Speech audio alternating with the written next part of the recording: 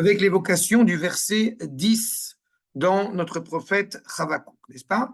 Ve'u Bamelachim, pardon, avec les rois, Itkales ve Rosanim, Mischak lo, ou les Chol Mibsar Ischak ve Itzbor Afar ve Ilkeda. On est dans le verset Yud. D'accord? J'ai repris juste pour qu'on rejoigne par rapport au verset. D'accord? Donc nous sommes clairement dans cette réalité, encore une fois, qu'il y a de plus terrible, où ces gens qui sont totalement abjects, que ce soit les petits comme les rois, les princes, les rois, etc., qui sont dénués de tout fondement, de tout sens, de toute moralité, et que d'une certaine manière, ils sont clairement habilités à être raillés totalement. C'est là où on revoit cette notion de Itkales, que va nous dire le Metsudat Tzion, accord numéro 12, Inyan Laag, n'est-ce pas? Et vous voyez, Rashi, accord numéro 13, Mitlotsetz Baem, Vekol Lashon Klisa, Lashon Dibur, Anidbarim Bo. Yesh le Tov, Yesh le Ra, parle disent Bilal. Alors en fait, il y a beaucoup, clairement, de mauvaise langue, on va dire, sur ces gens qui sont totalement absurdes et abjects. Ils ne sont pas dignes de ce nom. C'est pas sans citer l'Avdil, parce que c'est un juif, c'est ce qu'on parle tout à l'heure dans la voiture, quand il y a quelqu'un qui parle de purification ethnique à Gaza, n'est-ce pas? Un chef d'état-major, un ancien chef d'état-major de l'État d'Israël, qui dit une bêtise pareille, une débilité pareille, on ne peut qu'en rire, on ne peut qu'en... Si c'était drôle, quoi. Donc ça ne nous fait même pas rire. Mais c'est un peu dans... C'est dénué de tout sens, c'est dénué de tout fondement. Tous ces gens qui ont des rôles tellement essentiels, puisque c'est quand même des rois, c'est des princes, là, pour le coup, qui sont évoqués, sont en réalité, n'ont pas de valeur, n'ont aucun sens. Il ne faut pas oublier que face à Nebuchadnezzar, qui, j'ai envie de dire, qui est là, le summum de cette bêtise, de cette abjection, n'est-ce pas? Qui n'a, je vous rappelle, que d'autres buts que de conquérir pour conquérir. Vous vous rappelez que ce qui est livré à Chavakouk, c'est les balbutiements, c'est les débuts de cette future royauté de Babel, qui, elle, comme la royauté des Akkadiens, des Kasdim, n'est-ce pas, sont des royautés tellement abjects, qui n'ont pas de sens.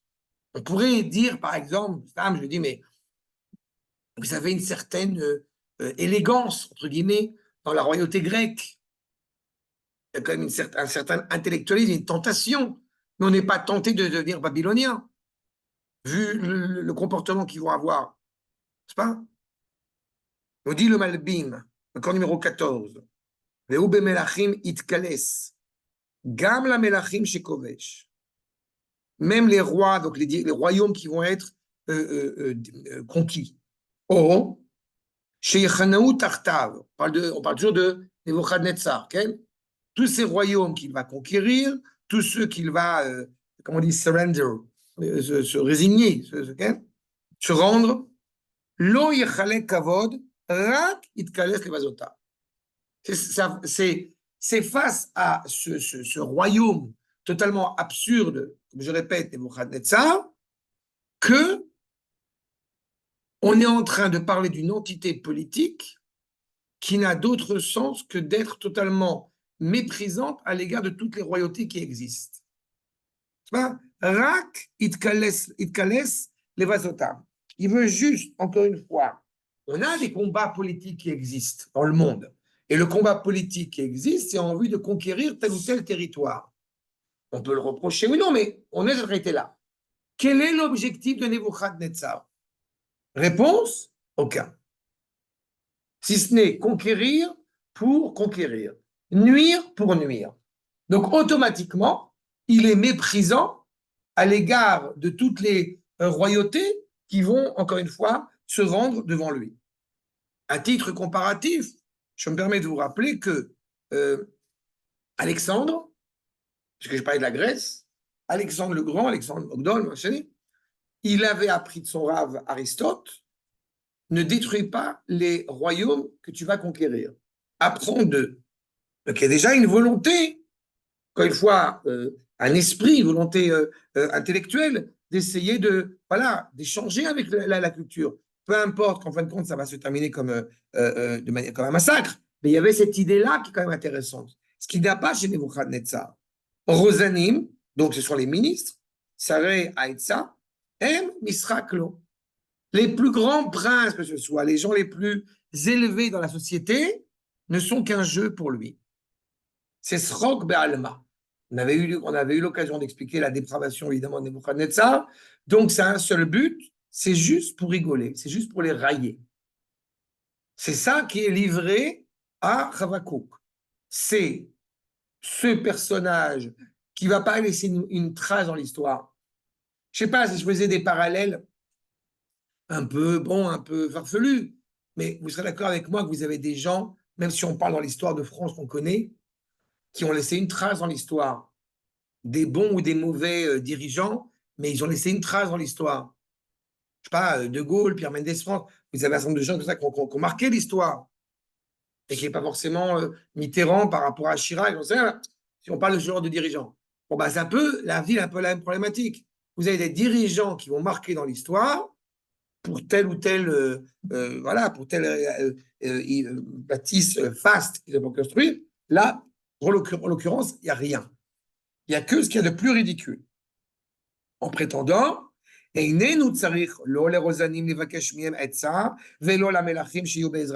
a besoin de personne. Il est uniquement, encore une fois, dans son orgueil exacerbé, en vue, encore une fois, de conquérir. Qu'est-ce qui reste, en fin de compte, de la Babylonie? Des ruines. Et pourtant, justement, il aurait pu prendre conseil. Il ne prend pas conseil. Pourquoi? Il n'a peur de rien. Il n'a pas peur des... On a vu dans le Mivtsar, les Chol Mivtsar, il va rire de tous les cadres, de tous les châteaux forts. Comprenez au sens physique comme au sens figuré. Il n'a pas de limite.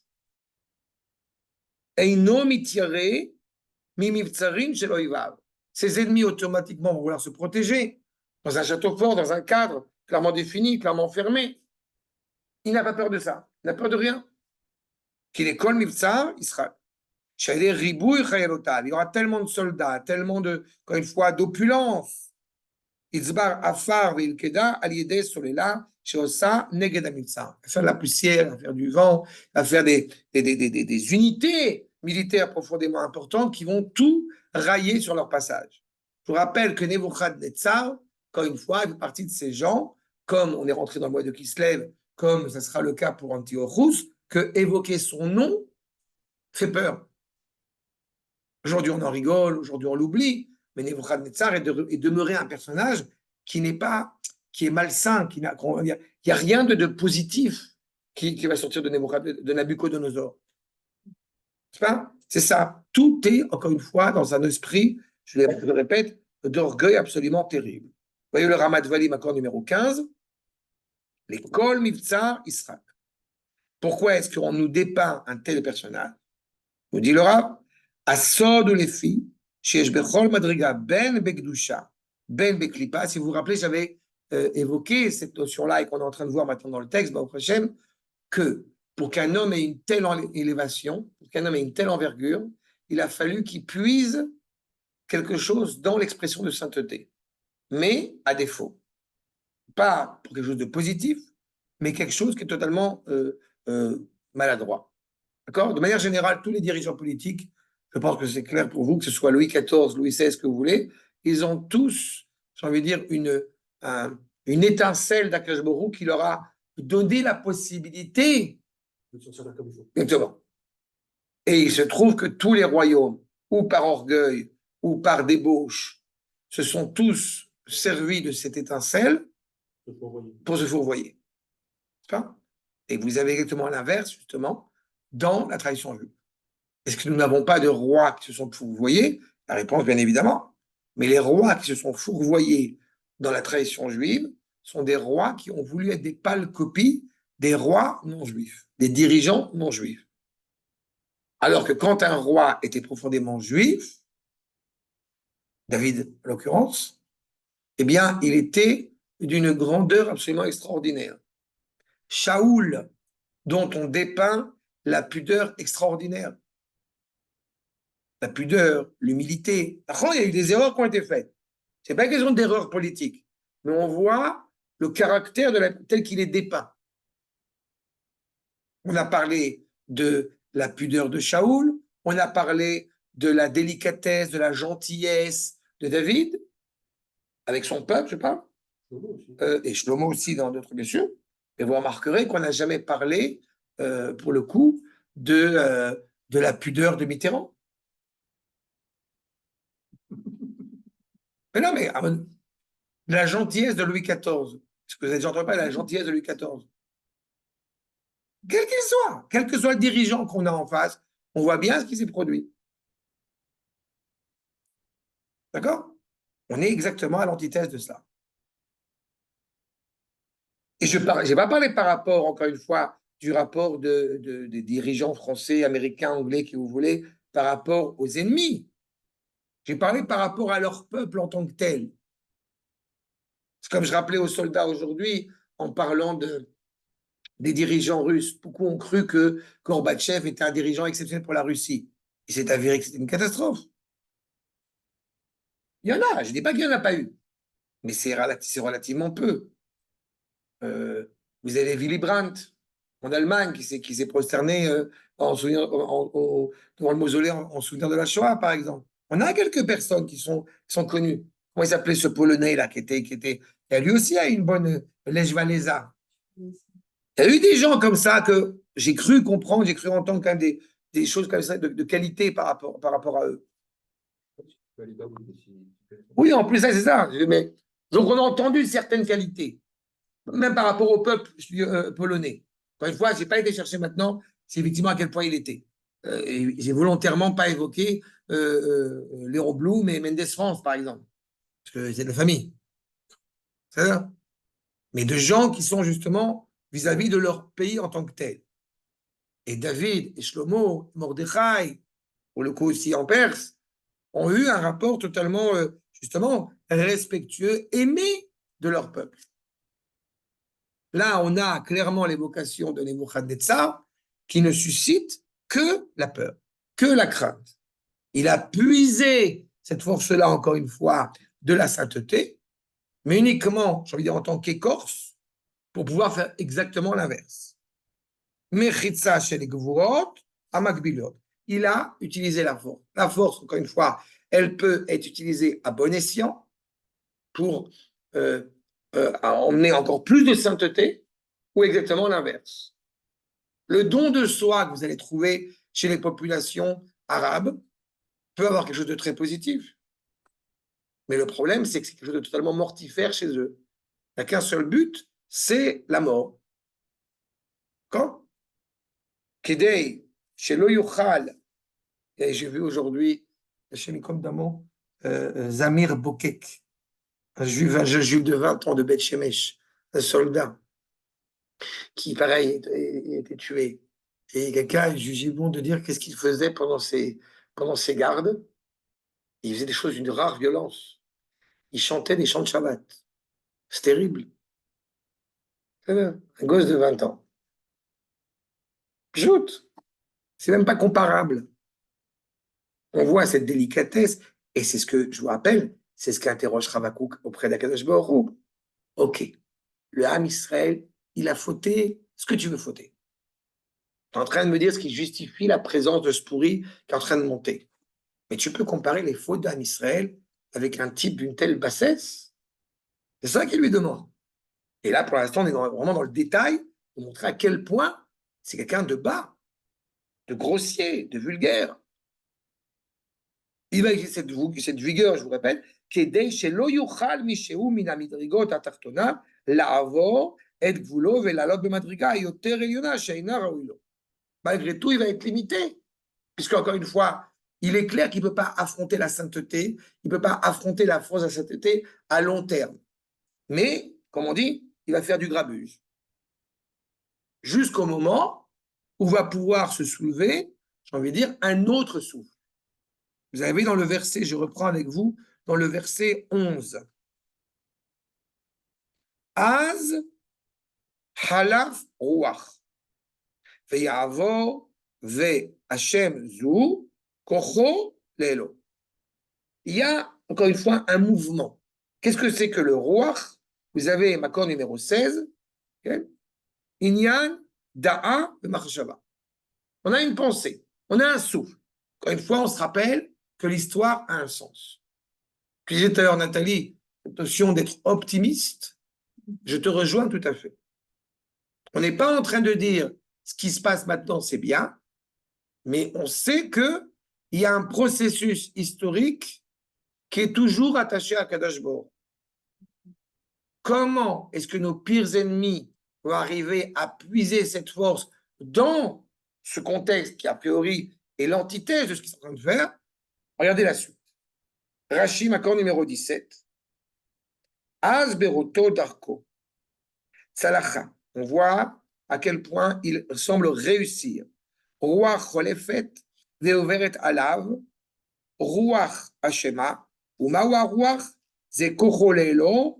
הכוח הזה הוא נותן לאלוהו, סליחה, הוא נותן לאלוהיו, ואמר אלוהי עשה לי כל החיל הזה. כלומר, il y a un souffle qui va évoluer. Il faut comprendre qu'en réalité, toute la force, a priori orgueilleuse, que va puiser le dirigeant en question, il croit qu'il la tient de lui-même, jusqu'au moment où en réalité, il apparaît clairement qu'il est rattaché à un idéal qu'on appelle justement pour le coup son Dieu, d'accord? Son idéologie. Cette idéologie-là qui veut penser qu'elle peut aller contre Akadosh Baruch Hu, elle ne peut bien évidemment que tomber. Pourquoi? Mi kamocha ba'elim, qui est comme toi parmi toutes les idéologies, parmi toutes les forces, parmi toutes les divinités qui existent. Donc il y a un souffle qui change. Amar Hanavi, Vata, Lama, Tachrish le kol zot, alors ata mekadem Elohai kedoshi. Et pourquoi, et c'est la question que pose Chavakouk, pourquoi est-ce que tu me dépeins? On sait pertinemment que, j'ai envie de dire, on sait pertinemment quelle sera la fin de Nebuchadnezzar, la fin, la finalité de Nebuchadnezzar. Il va tomber. Mais pourquoi toi, Akadosh Baruch Hu, tu permets cela? Pourquoi tu engages dans cette réalité-là?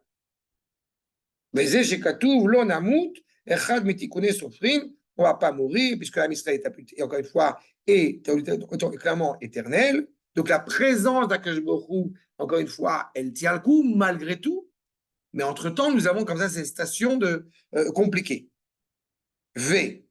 Afartamoto, Vechen Arbe Amefurashim Besifri, il cite un certain nombre de Chachamim qui montrent bien en réalité que tu es Akadosh Baruch Hu, c'est toi qui clairement dirige l'histoire, et tu ne vas pas me permettre, si je traduis littéralement, Al titni lamut beyado, tu vas faire en sorte que je ne vais pas mourir dans les mains de ce pourri.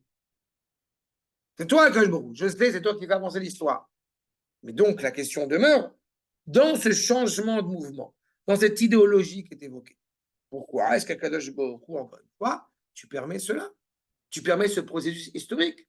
Pourquoi pas arriver directement, j'ai envie de dire, avant Simchat Torah, jusqu'à la case allez, on va balayer sur le mont du Temple? Ça serait quand même plus sympathique, puisque Akadosh Baruch Hu, c'est le maître des lieux. Pourquoi passer par la maladie alors, avant d'arriver directement à la guérison? En gros, c'est ça la question qu'il demande. D'accord? Regardez la suite, le Malbim. Hanavi Roé, accord numéro 18.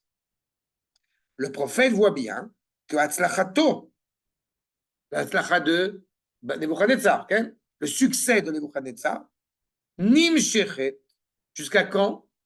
Ad Shiachlov Bo Roi, jusqu'au moment où ça va changer. Vous avez le vent en poupe, comme on dit, c'est vent en poupe, on dit, tant que ça n'a pas été différemment. Les nations ont le vent en poupe, tant que Akadosh Baruch Hu, entre guillemets, c'est pas ingéré directement dans cette histoire. Donc, le libre arbitre qu'on évoquait tout à l'heure, même pour une nation quelconque, elle a clairement une finalité positive.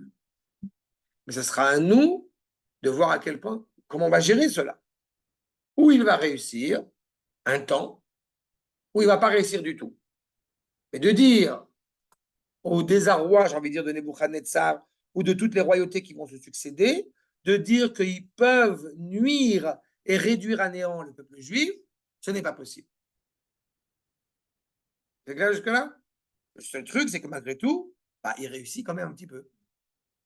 Marshava Vetsiu Nafshi, Shiale Berucho, c'est grâce à ce souffle, l'ambassadeur de la sainteté, grâce à cette inspiration, encore une fois, c'est comme il disait Hegel, il a dit rien de grand ne se fait sans passion. Pendant toute la période, j'ai envie de dire, que ce soit Nebuchadnezzar ou d'autres rois, mais lui particulièrement pourri, qui vont réussir, c'est clair qu'ils ne peuvent pas réussir s'il n'y a pas, voilà, s'il n'y a pas une sorte de, voilà, on dirait-je, de revendication de pouvoir qui l'anime. Il a cette force-là. Shetechila Yachlov, Ruach Bol Efrakim. Et justement, il va y avoir un changement. Son idéologie va, on est coutume de dire, elle va s'effriter, elle va se désagréger progressivement. Et d'abord, il réussit. ואחר כך יעבור הרוח בו בקבע, עד יאשם ויתחייב עונש. En fait, ce que le Rav est en train de nous, ce que le Rav, le Malbim, et ce qui sort du Navi, et on le voit dans beaucoup de prophètes qu'on a pu étudier, laisse-le monter. Il va monter jusqu'au bout, jusqu'au maximum où il peut monter. Une fois qu'il va monter, là où il ne pourra plus, a priori, monter encore plus, il va descendre. Mais la chute va être terrible. Et cette chute va engager qu'il ne pourra plus se relever. C'est clair cette notion? Donc le châtiment sera inévitable. Tu as la possibilité clairement de pouvoir orienter, aiguiller tes valeurs en les construisant de manière positive, bénéfique pour le peuple juif et donc pour l'humanité. Et quand Nebuchadnezzar est animé par tellement d'orgueil, donc il va y avoir un souffle, il va formater une idéologie pour être encore plus rattaché à ce souffle totalement pourri, pour monter le maximum où il peut monter. Exactement. Et par contre, à la différence de toutes les nations, en fait, c'est pas vrai. Toutes les nations vont avoir le même destin funeste. Le seul qui, pour le coup, n'a pas ce destin funeste, c'est nous. Oui. Pourquoi on s'intéresse aux nations finalement? D'abord parce que tu as une volonté. L'important, c'est que nous, on soit droit dans nos. C'est très juste ce que tu dis. D'abord parce que justement, ça nous montre bien en étudiant le Tanakh qu'il y a des réalités politiques que nous devons affronter. Oui. D'accord? Et donc, avec lesquelles nous devons adhérer ou pas adhérer. Parce que nous avons des complexités politiques. Tu t'imagines si au début de la guerre froide, on choisit comme partenaire la Russie et pas l'Amérique? Ce qui aurait été logique, hein? Oui. Puisque Ben Gurion, etc., il y a cet esprit socialiste, communiste, etc., plutôt là. Mais ça aurait été terrible pour l'implication de ce que ça a eu par la suite. On voit bien ce que la Russie, ce qui va en sortir, on voit bien ce que ça va, ce que ça va impliquer. Si, on ne peut pas rester neutre. Leur donner quand même trop d'importance par rapport à, à notre chemin à nous. Oui, mais on ne peut pas oublier qu'encore une fois, il y a aussi une interdépendance politique. Pour certains, à partir du moment où tu n'es pas une oligarchie, on n'est pas un État indépendant. Je ne le pense pas. Oui, on est quand même un État indépendant. Oui, mais pour certains, en disant qu'on est encore en exil, ils vont te dire la preuve, c'est qu'on voit qu'il y a des pressions politiques. On voit qu'il y a des échanges politiques, économiques, politiques, ce que vous voulez. Je ne pense pas que les choses, et on voit bien ici, je ne pense pas que les choses se passent comme cela. Je pense qu'on doit avoir notre indépendance et notre autonomie, notre liberté de penser et d'agir, mais je pense aussi qu'il y a des stratégies politiques qu'on ne peut négliger. Surtout tant que la délivrance, encore une fois, n'est pas encore achevée. Mais nous, le peuple juif, on ne doit pas frayer avec des peuples, avec des nations perverties, quoi. C'est ça que je veux dire. Oui, mais le monde n'est pas. S'ils sont pervertis, on va pas se mettre à sauver. Oui, mais tu comprends, c'est un petit peu comme dit la France ou je ne sais plus quel pays d'Europe qui te disent il faut arrêter de vendre des armes. Alors c'est très sympathique, mais il parle de vendre ou de ne pas vendre des armes où? Sur Mars? On peut parler de ne pas vendre des armes ou de ne pas commercer des armes quand on est dans une dimension où il n'y a plus de guerre. Mais nous n'avons pas encore atteint ce statut-là. D'accord? Donc, il y a une complexité, ça. C'est voilà que je te dis. Maintenant, à partir du moment où le peuple juif, encore une fois, avec tout ce qu'il représente, mais n'est pas pour des raisons malheureusement morales, pour des raisons de toute forme, mais on n'est pas à l'apogée de ce qu'on devrait être. On ne peut pas ignorer ce qui se passe dans le monde. D'abord, je le répète, d'un point de vue politique, et même d'un point de vue spirituel, puisque nous avons une volonté de réparer le monde, de permettre à la présence d'Akash Borou de régner dans le monde. Donc, il y a une implication de cela. Mais ce sont les deux notions, ce sont les deux dimensions qui sont pas négligeables, qui sont pas, les deux dimensions sont très importantes. On a affaire, n'oubliez pas, on reste l'ennemi immortel pour le coup, mais on reste l'ennemi terrible pour toutes les nations, puisque tant qu'Israël existe, automatiquement, si on l'assume, si on le vit avec vigueur, avec force, automatiquement, nous allons à contresens, à contre-courant avec les nations. Et aller à contre-courant avec les nations, ça les empêche d'avoir l'hégémonie, l'orgueil absolu de la suprématie culturelle à laquelle ils peuvent appartenir. Ils pensent appartenir. Contre-courant, c'est l'ADN du juif, ça. Oui, mais tu vois, comme on rentre dans qui se lève, tu vois bien par rapport à toute la problématique culturelle et cultuelle auquel le juif est confronté. Comme j'ai coutume de le signifier, ne serait-ce que ce titre-là. Dans quelques mois, dans quelques semaines, on va commencer à parler de la naissance de l'autre abruti et la circoncision de l'autre abruti. Metsuyan, le monde entier fête cela. Le seul peuple qui n'est pas a priori censé fêter cela, c'est nous. Ils ont un rapport à la nouvelle année, genre maintenant, pareil, pour l'influence occidentale dans laquelle ils rentrent. Mais tu as raison, mais tu as raison. Ils n'ont pas a priori ça, d'accord? Mais c'est un problème. Mais disons que les Chinois n'ont pas à fêter ça, mais ça n'a pas à contresens avec leur conception, parce que la conception extrême orientale, elle a une tendance justement à partager, à ajouter. C'est pas grave, on va rajouter, en plus de Bouddha, on va rajouter Jésus, Shinto, qui tu veux. Alors que la tradition hébraïque, elle est encore une fois, elle est l'antithèse de cela. Ça. Et c'est ce que nous vivons. Et le sapin, et le machin, et ce que vous voulez. Donc, encore une fois, tant mieux si en Israël, une grande majorité, une grande partie des Juifs, pour que je ne sont pas à ce niveau-là, mais malheureusement, il y a quand même cette réalité-là qui existe. Il faut quand même se remémorer, parce qu'on est rentré dans Kislev, il faut quand même se remémorer que les Grecs ont quand même condamné à mort des gens qui voulaient faire Shabbat. Il y a une phrase très dure que nous a enseigné le Rav il y a des années de cela, en disant c'est dommage qu'il n'ait pas attendu 2000 ans, on n'aurait pas eu besoin de condamner à mort des Juifs qui ne voulaient pas faire Shabbat. C'est une phrase terrible. On a des Kenyonim qui veulent absolument s'ouvrir tous les jours de la semaine, y compris le Shabbat. On a 8 villes en Israël qui ne comprennent pas à quel point nos aïeux ont donné leur vie pour ne pas avoir à enfreindre le Shabbat, qui est le jour particulier de Ham Israël. Donc, ce que les Goïms, et en l'occurrence Nebuchadnezzar, sont d'une cruauté absolument terrible, on le sait, c'est pas un chidouche. Mais ce que nous, vis-à-vis de nous-mêmes, vis-à-vis de notre identité, doit être réfléchi, doit être remis en cause, doit être, encore une fois, essayer d'être pensé. Vous savez, j'ai eu l'occasion de dire dans d'autres plateformes, mais il parle au nom de son Dieu, Nebuchadnezzar, il parle au nom de son idéologie, il y croit, après j'ai envie de dire, justement pour le coup, il y croit dur comme fer à son idéologie. À quel point nous sommes vraiment rattachés à notre idéologie, qui, encore une fois, elle englobe tout et la centralité même. J'avais cité Hachem comme d'amour Ariel Sharovit. Ariel Sharovit, qui est un soldat qui a été décimé à Gaza, il raconte qu'il était dans toutes les maisons à Gaza, il y avait une photo de la mosquée. Une photo de... La mosquée de Domar, sur le mont du Temple. Sur chaque maison à Gaza. Hein? À côté de Manitou. Voilà. Mais c'est ça. On a ça en face. Encore une fois, quelle est l'origine de notre combat?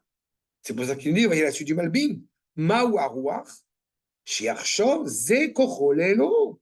Elohar. C'est la force de son Dieu, c'est la divinité. Comprenez, moi je sais quand on avait traité de Netzach au tout début, de Netzach Israël de Maharal, on avait parlé de cette réalité où il y a un côté très pompeux, très méprisant à l'égard des idolâtres. Ce côté un peu genre, nous, on est moderne. Et on avait bien compris, notamment grâce au Maharal, à quel point être attaché à des idéologies, aussi trompeuses soient-elles, non, c'est le vent. Hein? C'est le vent. Aussi, des idéologies aussi trompeuses soient-elles, il est clair que c'est compliqué à gérer. Aller, on répète, aller, comme tu dis, c'est l'ADN, mais aller à contre-courant, on peut s'épuiser de cela.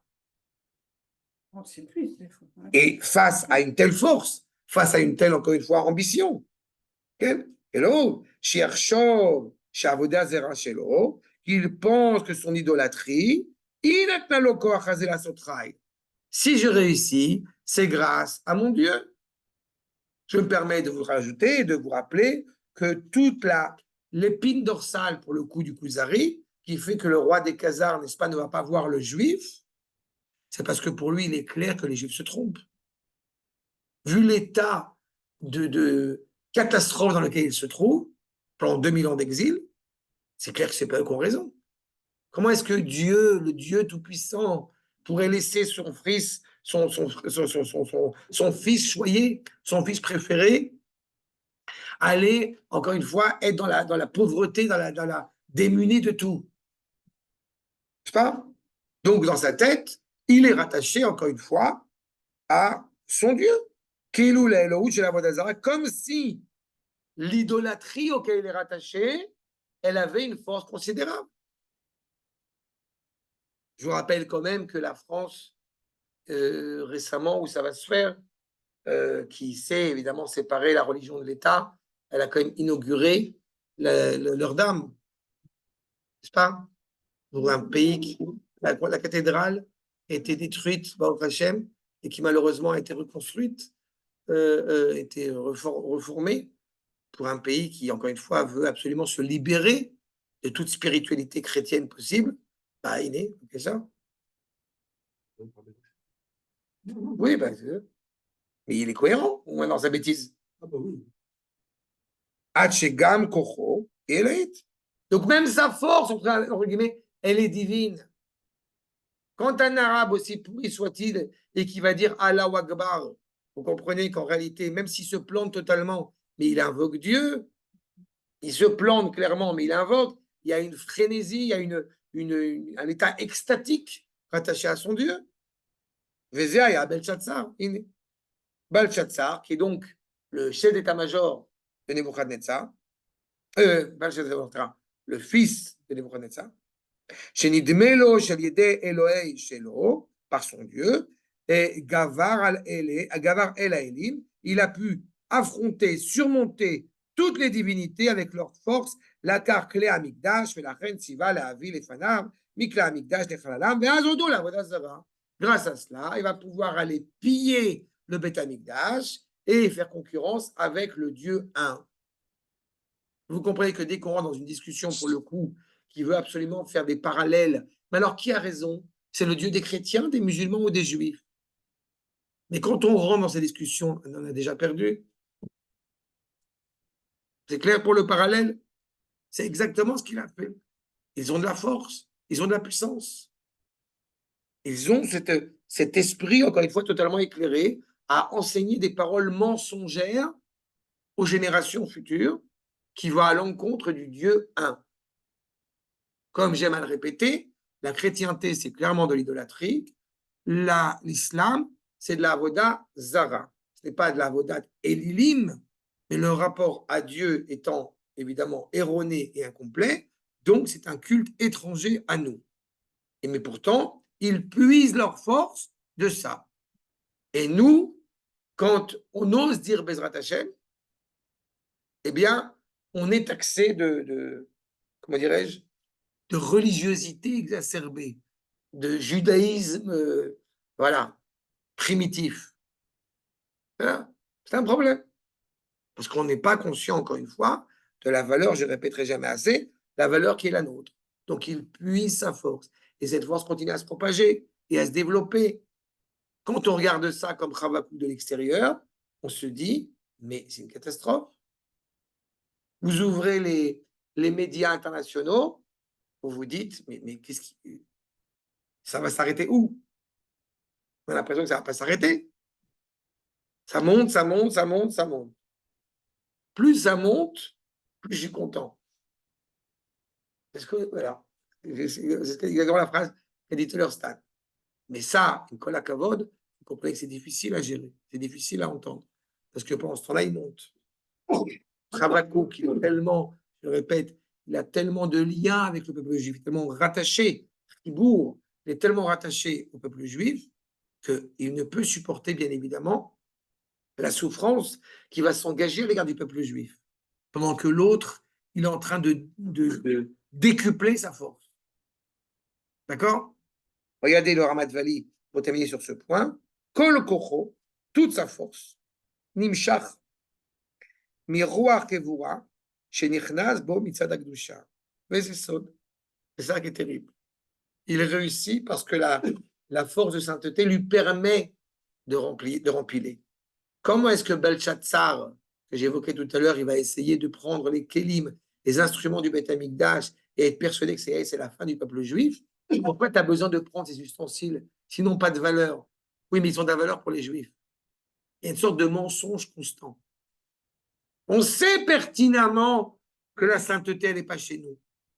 Mais si je la prends, j'ai réussi à la dénaturer. N'est-ce pas? J'avais eu l'occasion d'évoquer dans un des cours, si vous avez l'occasion l'occasion d'écouter, mais de le réécouter, quand j'avais parlé de la liturgie de Hanouka, vous vous rappelez, on avait dit que justement, la volonté des Grecs, c'est un autre empire qui se poursuivra par la suite, eh bien, les Shakecham mitoratecha, dans la même conjoncture. Ce n'est pas leur objectif seulement de couper Israël de la Torah. Leur volonté, c'est de couper la Torah de Ham Israël. La Torah ne vous appartient pas exclusivement qu'à vous. Mais en disant que la Torah ne nous appartient pas exclusivement, on laisse entendre qu'en réalité, la Torah est dénaturée de son identité. Elle est à tout le monde. Alors que la Torah, justement, elle est éventuellement universelle par le biais du peuple juif. Parce que c'est l'identité du peuple juif qui est dépeinte. Le Beth Amikdash est reconnu dans sa sainteté pour être, eh bien, on va dire une maison ouverte éventuellement pour le monde entier, mais quand le cœur qui est rattaché, c'est Israël. Donc, évidemment, il va puiser sa force de cette expression de la Kedusha, qui malheureusement a été profanée par les Juifs eux-mêmes. Asra la faroua, shula shona avara, ça passe. Les galashon chilouf mamash, ça change. Il a changé le souffle qui était le sien. Ça qu'on a l'impression que ça va de plus en plus mal. En réalité, ça va de mieux en mieux. Pourquoi? Parce que de prime abord, on dit il a puisé sa force Nebuchadnezzar avec l'autorisation, entre guillemets, d'Akadosh Baruch Hu. Comme il a puisé cette force de la part d'Akadosh Baruch Hu, de l'expression de sainteté, il va se rattacher de plus en plus à l'obscurité, à la souillure. Donc, il va être attaché à ses propres divinités, ses propres idéologies. Donc, d'une certaine manière, il va clairement se couper totalement de la Gdusha. Mais comme il a épuisé cette force-là à l'origine, donc il va continuer à monter, comme on l'a dit, jusqu'à tomber totalement. Berucho, Beruach Cher, Shenimshach B'Mitzad Gvura Shel Ma'ala. Il a cette force qui se poursuit. Az Chalaf Ruach, Sheoreh Tevot Acher. Plutôt que de prendre cette force réellement chez Akadosh Baruch Hu, il va essayer de prendre sa force chez l'antithèse, entre guillemets, d'Akadosh Baruch Hu. Mais nous sommes, je vous rappelle, un monothéisme absolu. Donc cette antithèse d'Akadosh Baruch Hu, elle n'est légiférée que parce qu'Akadosh Baruch Hu le laisse se développer pendant un temps. Ve'omnam, Zaharacha, ce pourri, loïkirze, ou l'oratzalodotvalze, qu'évidemment, il ne veut pas le reconnaître. D'accord? Ve, hata, ve'ashem. Et évidemment, il va fauter. Shiachas et kocho le'eloa, ve'lo le'eloemet. Il pense que c'est grâce à son idéologie, sa divinité, et pas grâce à la vérité. Donc il faute. Donc il trébuche. C'est clair sur ce point? Il pense encore une fois tirer bénéfice de la divinité qu'il a. Comprenez qu'encore une fois, le Dieu d'Israël, on peut dire, est absolument exclusif. Il ne supporte pas comment on dit, mi-figue, mi-raisin, la mi-mesure. Non. Et celui, encore une fois, parmi les nations qui pensent que on va prendre ça, mais on ne prend pas ça. En réalité, il y a une volonté absolument terrible de vouloir contrer Israël. Et c'est ce qui est livré à Havakouk. Encore une fois, la question est posée parce que pour l'instant, et je répète, c'est ce que pose la question de Havakouk, c'est la question de la souffrance. Donc, Akash Baruch est en train de lui dépeindre déjà un brin de réponse. Tu crois que, eh bien, ils vont réussir éternellement? Ne te méprends pas. Ils vont tomber. Et je reprends la question de Havakouk. Akadosh Baruch Hu, pourquoi tu me livres ça maintenant? C'est ça? La souffrance, Okay. cette souffrance, c'est l'expiration sur les fautes de l'ensemble. Lorsqu'on souffre comme ça, on dit souvent que pour les personnels, la souffrance explie sur nos fautes, etc. Est-ce que cette notion existe aussi Il y a une coutume de dire que l'idée de dire qu'il faut souffrir pour mieux se rapprocher de Dieu, on laisse ça chez les crétins. Mais il est certain que l'homme est en droit de s'interroger. Mais tu vois bien que la plupart de nos grands maîtres ou de nos aïeux ont été stériles, par exemple, pendant très longtemps. Et on ne va pas imputer, que Dieu préserve, une faute à Abraham, Yitzhak, Yaakov ou à Razi Yehuda. Oui. D'accord? Oui, mais tu vois, c'est important. Il y a des choses sur lesquelles on n'est pas en train de chercher. C'est toujours bon de se remettre en cause. Mais comme j'ai dit tout à l'heure, de toute façon, même les fautes qu'aurait enfreint le peuple juif, elles ne sont pas comparables à l'atrocité des Nebuchadnezzar. Donc, de ce point de vue-là, ils ont une pleine responsabilité. Même si nous, on sait ce qu'on a à faire, mais il n'empêche qu'on a en face de soi des gens qui sont tellement abjects. C'est exactement l'actualité. On se fait massacrer, etc. On se fait tirer des milliers de missiles. Et nous, on va mettre un pied en Liban et tout à coup, oh là là, Exactement. c'est Exactement. il y a deux poids, deux mesures, en fait. Mais parce que justement, on n'est pas suffisamment. On est sollicité à dire une parole vraie, une parole authentique. Et on n'est pas encore capable de la tenir. Enfin, la parole authentique, c'est justement l'alliance absolue, je répète, entre le din et le chesed. C'est Havakouk. Il faut tenir cette parole-là. Une fois, je me rappelle un de mes maîtres qui nous avait enseigné que, en réalité, les prophètes, malheureusement, ils ont échoué.